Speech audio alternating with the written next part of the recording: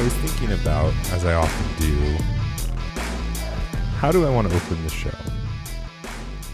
What is the most important thing for you and for me to hear right now? There's so much going on. There's so much to catch up on, focus on, fight for, fight against. But this is what I want you to hear. This is what I want you to hear.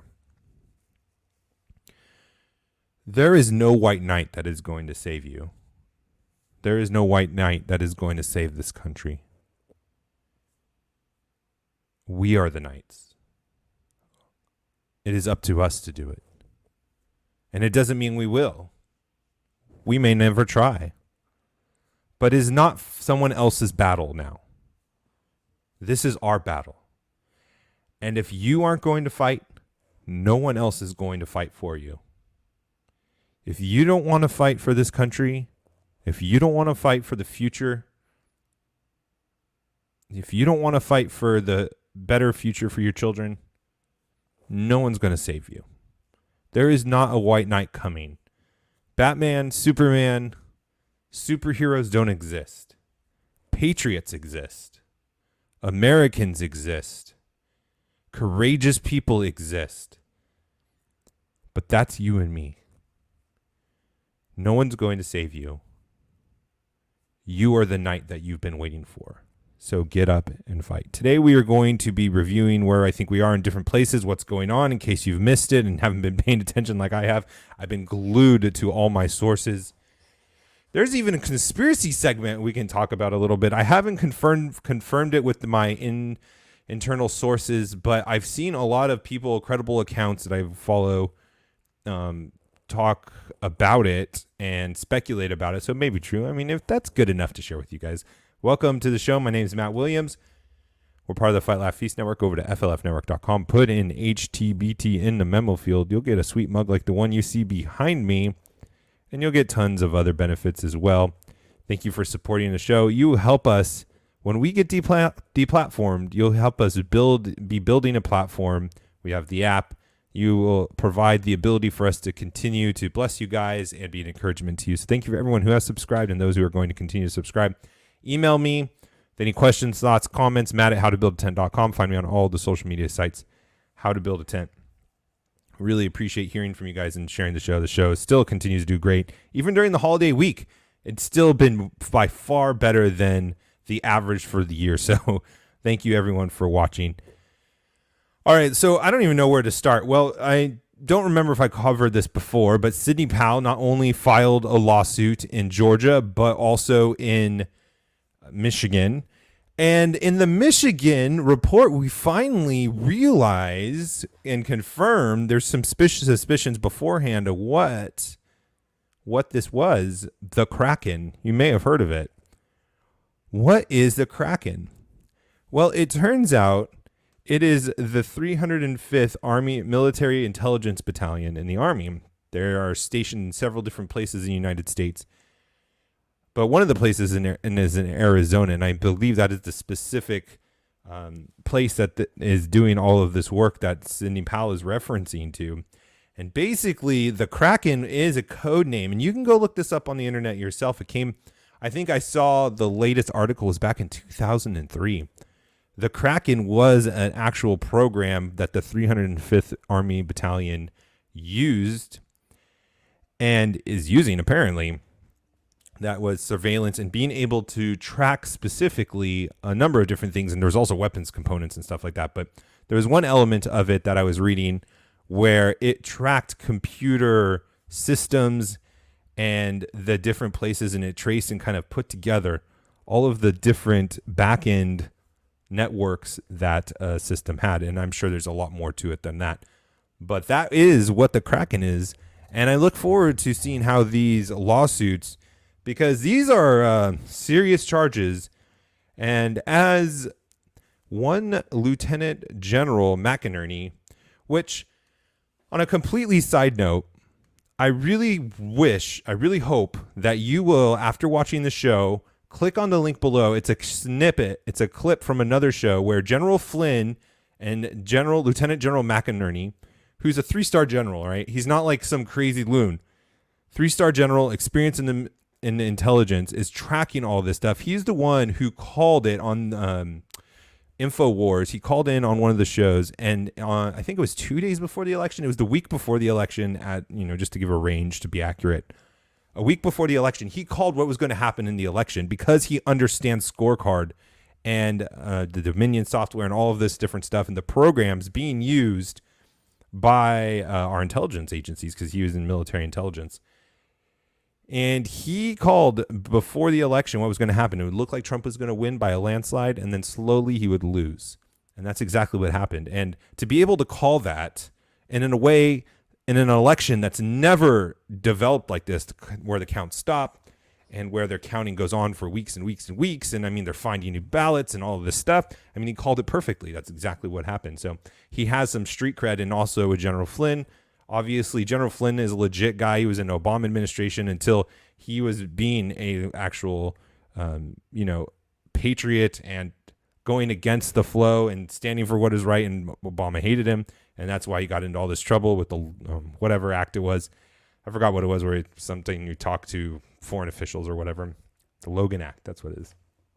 And he got persecuted, but got pardoned. So he's back on the ropes or back on the road, and I think he's in helping President Trump, but that remains to be seen. So, man, what else? Oh, CNN. Okay, at the end of the show, we gotta listen to the end of the show. I like teasing you to make sure you listen to this whole show. At the end, the CNN admits this weekend that Trump can just sit back and win. Now, he doesn't. I don't think he needs to sit back. He needs to actually do a lot of stuff. But CNN admits this, and we're gonna have the clip for you. Do not miss it. So we have Michigan lawsuits filed. Georgia lawsuit. I highly recommend it. I was trying to think of a way to kind of go through it with you guys, but you can just look for it on the internet. I'm pretty sure it's still there unless it gets scrubbed. But there's a lot of interesting stuff in there to come out, like finding out what the Kraken is. Arizona, as of hearing this today, in the morning, there's going to be a hearing, just like there was one in Pennsylvania. From what I understand, Pennsylvania is going to be moving, based off of that hearing, to take back control of the delegates that are elected from the people they've delegated it to. I hate using the same word in different context. But they delegated their powers of the election and to determine who the delegates are for the state. And it looks like they're going to take it back and choose Trump to be the delegates that vote for Trump and not Biden, which is good news. From what I'm hearing, though, there's some pushback from the representative side of the state. So if you're in Pennsylvania, make sure that you are calling and encouraging the Senate side and pushing the representatives. If we don't win this, guys, if Pennsylvania doesn't do this, the GOP is over. America is over. The election is over. So make sure you remind them of that. No matter how spineless they are, they need to do what's right or their careers are over too. So it's not really a choice for them. I don't know why they're dragging their feet, but they need to do that. But there's some momentum there. There's some encouraging things going on there. And so in Arizona, it looks like there's something going to be happening there as well. So continue to be calling and supporting the legislatures and pushing them in the right direction in Arizona as well. There's a lot of good things happening. You won't know it by the media, but all you have to do is turn off the news. Don't listen to Fox News anymore. Don't listen to CNN, obviously, MSNBC. Don't listen to any of those things. You don't need to. They're not giving you information. They're propaganda arms. There's no benefit of listening to them anymore. They're just going to discourage you, and they're just going to try to get you to believe the narrative that they are being told to push. And you could just look, because they all sound the same now. They all sound the same. So just do yourself a favor and find other ways to get news. All right, so we got that going on in Arizona. What else do we have in Wisconsin? There's a recount, and this has been interesting too, talking about propaganda. But in Wisconsin, the recount happened, and everyone was making fun of Trump because Biden ended up getting more votes. But what really was the point of the recount was not because they thought they were going to win. Remember, we've been pushing this in Georgia. The recount does nothing without an audit. That is, comparing signatures, making sure that the counts are valid. We're not doubting the math of people counting. Well, I guess we are kind of doubting, but we're not doubting the ability of people to be able to count votes. We're doubting the systems. We're doubting the fraudulent activity, the legitimacy of the votes, and those are the things that need to be scrutinized. And so Trump tweeted this out, and I highly recommend this is if you want to know the truth or you want to know like more clear facts, and obviously it's one-sided, but follow Trump, follow Lin Wood, follow Sidney Powell, follow Jenna Ellis, and Mayor Rudy Giuliani, and the people they are retweeting. And a lot of them are going to be telling you more truth than anything the media is going to. So don't just listen to the media and look for the people that are actually in the fight to get the updates and news. I'm telling you, it's great. But anyway, so Wisconsin, the point wasn't to flip the votes based on the recount, but it set up the ability for them to see the votes that they needed to challenge. Like this, they got records and they used it. And so there's going to be a lawsuit coming in Wisconsin for that lawsuit. All right, Arizona, Nevada is ripe with fraud. There's a hearing that's going to be there. I haven't heard anything about how that's going to go. The judges haven't been, there hasn't been a good record with all the different challenges. There's I forgot what the organization is called, but Amistad. They're filing lawsuits in several different states with very compelling evidence. And this is another good thing, which, again, I don't have as much hope in this institution, just like judges, but the FBI has actually inquired, I should say, to the evidence of what Amistad is presenting to in all these different lawsuits. So at least the FBI is doing something curious, or some curious work and looking to investigate. And this is specifically, I believe, regarding people that were voting in multiple states. So they'd vote once in Arizona, once in Nevada. They'd vote in Michigan, and they'd also vote in Wisconsin. Like if they moved, they were in voter registrations on both rolls, and so they were able to vote in both. So that'll be interesting to see. I don't have any faith whatsoever in the FBI. They've been a terrible institution from the beginning, it seems like. So, but that's just what's going on with that. All right, we got a video. We got some more stuff to cover. I'm going to go through some of the most important news I've seen on Twitter. So stay tuned after this break. But first, we get to talk to you about Samaritan Ministries. How are you paying for healthcare? Are you considering options? As you're considering options, take a look at Samaritan Ministries, a community of Christians who help pay one another's medical bills, all without the use of insurance. A broken bone, cancer, pregnancy, medical emergency. As a Samaritan member, you have control over your healthcare choices. Medical bills are sent to Samaritan Ministries.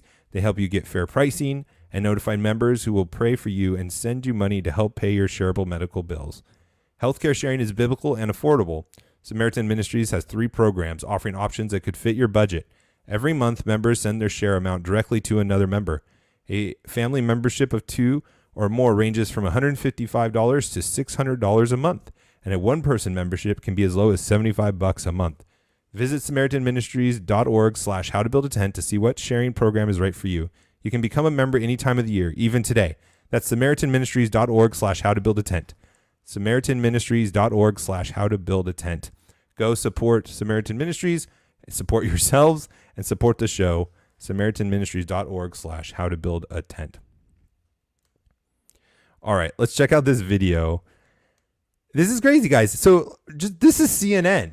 Why would they say this stuff right now? Why would they be coming forward and admitting this? It's because they know it's not looking good for Joe Biden. So again, the propaganda is purposeful. It's trying to discourage you. It's trying to keep you from fighting. It's trying to keep you from calling your legislatures. It's trying to keep you from donating to these lawyers that are acting independently. The Amistad Project, Sidney Powell. They're trying to keep you from fighting on social media. They're trying to keep you from fighting for your rights.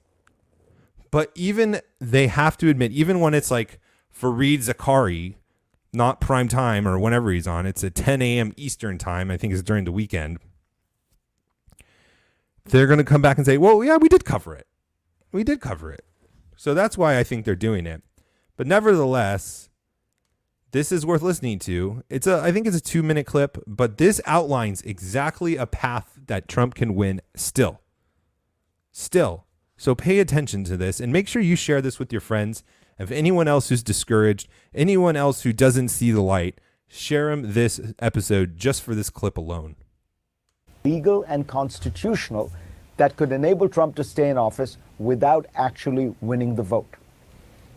The system of electing the president is complicated because it was not designed to be directly democratic. The Constitution calls for states to choose the presidential electors, who in turn gather to vote for the president. Over time, states have passed laws that ensured their state's popular vote for the presidency would determine the electors. But those are laws, not a constitutional obligation. Now, imagine the scenario during election week. Trump is leading on November 3rd, but Joe Biden pulls ahead in the days following. Republicans file objections to tens of thousands of mail-in ballots. Democrats file countersuits. Taking account of the confusion, legislators decide to choose the electors themselves. Here's the worry. Of the 9 swing states, 8 have Republican legislatures. If one or more decide that balloting is chaotic and marred by irregularities, they could send what they regard as the legitimate slate of electors, which would be Republican. Democrats may object and file lawsuits. In some of those states, Democratic governors or secretaries of state could send their own slates of electors to Washington. That would add to the confusion, but that might well be part of the Republican plan. Because you see, when Congress convenes on January 6th to tally the electors' votes, there would be challenges to the legitimacy of some electors. It's possible congressional Republicans could decide that disputed states should simply not be counted. Suppose in this scenario, Michigan's votes are invalidated. That would ensure that neither candidate would get to 270 electoral votes. At that point, the Constitution clearly directs that the House of Representatives vote to determine the presidential election. But it does so with each state casting a single ballot. If the current numbers hold, there would be 26 state delegations that are Republican and 23 Democratic, with one tied. So the outcome would be to re-elect Donald Trump. Trump doesn't need to do anything other than to simply accept this outcome, which is constitutional. What do you think about that? You don't hear that on prime time. I'm honestly surprised CNN even covered it. I mean, they're so partisan hacks and shilling for the Democrats in the narrative. But like I said, I think they put it on and where no one's listening and no one's watching, so they can come back and say, yeah, we told you this was an option. And notice, it's a constitutional thing. He's not being the totalitarian and all the things that the fascist, the dictator that the left paints him in. This is the Constitution. Did you see how many states it took to decertify? They used Michigan as an example. Just Michigan. Have hope. Do not be discouraged, guys. This is not over by far. All right, let's go through some of these tweets real quick. I'm just looking through.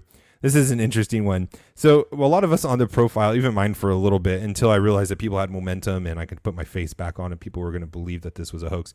But there was that common graph where there was that line that went straight up where there was these dumps where Biden got got these like dumps where it was all Biden and no Trump. And so there's like this normal trend line and all of a sudden it would go straight up and then it continue on. And that was just an impossibility. So basically there's 8,000 precincts and this happened in 4 of them. So this happened in 4 different precincts. It was Michigan and Wisconsin. I'm not sure how many precincts in each, but I know it happened at least once in both of those states. I don't know where the 2 other precincts happened in which states it was. But I was looking at some of the tweets on this and the statistician. So what are the chances that that happened legitimately? 1 in a billion. For 4 precincts out of 8,000 to have this glitch where 130,000, I think it was 87,000 was the other one, was purely Biden and not Trump whatsoever in the data dumps to disrupt the curve and trend. The odds were 1 in a billion. 1 in a billion. It's absolutely incredible. This is a good one. Oh, Georgia is a mess, guys. Georgia is ripe with fraud. Georgia is trying to give Philadelphia, Chicago a run for their money in election fraud. Even the Republicans, the Secretary of State in Georgia, Kemp, I'm hearing from tons of sources that they are corrupt. I hope that's not true, but I mean, they're not fighting. They're letting things happen that are absolutely insane, like this. Technicians from Dominion, the software that has been counting our votes that have been under suit and now are under investigation because Sidney Powell's lawsuits in Georgia, have been dispatched to resolve the issue. So they let technicians come and provide an update and fix the issues that there were a problem to be resolved. Could you imagine that? That's absolutely insane. Another positive note, because I want to leave you guys with the positive note, and then we'll close with this because I'm running late. Rand Paul tweeted, thankfully, we need more senators to constantly be tweeting. Interesting. Trump margin of defeat in 4 states occurred in 4 data dumps between 1:34 and 6:31 a.m. Statistical anomaly, fraud. Look at the evidence and decide for yourself. And if you want to see that link, you can go to his Twitter. But 4 states, the Trump margin in 4 states occurred in 4 data dumps between 1:34 and 6:31 a.m. Statistical anomaly, fraud, or whatnot. Remember, it's 1 in a billion that this stuff happened. Stop looking for the white knights. Realize you are the knight yourself. Train yourself, prepare yourself, and get in the fight. We need you. We need every single person listening to the show to be calling, to be pushing, to be supporting in any way that you can, because this matters. This is important. We cannot bury our talents. We have to be multiplying our talents and not letting people take them from us. Let us be people when Jesus comes or when we go to see our Lord and Savior that says, well done, good and faithful servant. That's what we want to do. That's what we want to do. We'll talk to you tomorrow. God bless.